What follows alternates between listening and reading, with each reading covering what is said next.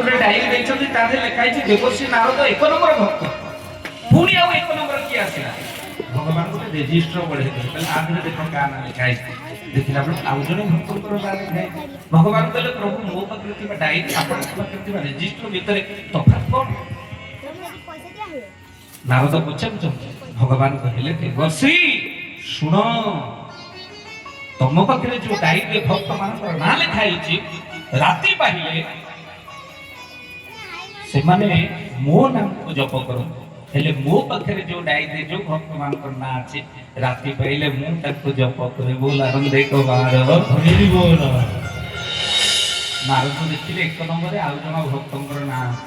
ମାତ୍ର ଭକ୍ତ କିଏ? ଗୋସ୍ୱାମୀ ତୁଳସୀଦାସ ଲେଖିଛନ୍ତି। ସେ ଭକ୍ତ କିଏ? କହିଲେ ପବନ ତନୟନ ବୋଲ ପବନ ବୁଦ୍ଧି ବିବେକ ବିଜ୍ଞାନ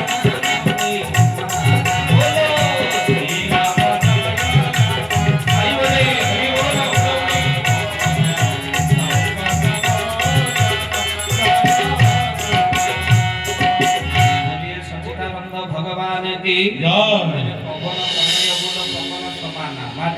से भक्त किए बोलिए हनुमंत महाराज की जय। नारद जाई पहुंची गले बोले देखिबा केते बड़ भक्त केते थर प्रभु का नाम नउ किना पर्वत ऊपर बसते हनुमान 5टी जगह बसिक तपस्या कले तपसिद्ध हो जाए। गोटे हूँ पर्वत ऊपर गिरी गुंफा भितर, तृतीय हूँ बट वृक्ष मूले, चतुर्थ गुरु गृह, पंचम हूँ गोरु गुहाल। जदि आप अधघंटे बसते तपसिद्ध हो जाए। पर्वत उपर से साधु सत मैंने तपस्या करते।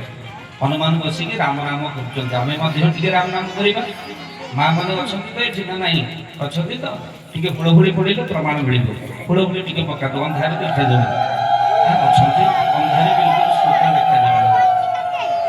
आर्थक जब देखा आ गए लाइट देवे श्रोता मान कहीं कलाकार मान गाइबार इच्छा आगे बढ़ी आप शुणुते भी गुणुचे कि अंधारे जमा बसैबे डांस डांस अंधारे बस देख कि भजन प्रभुंर हेले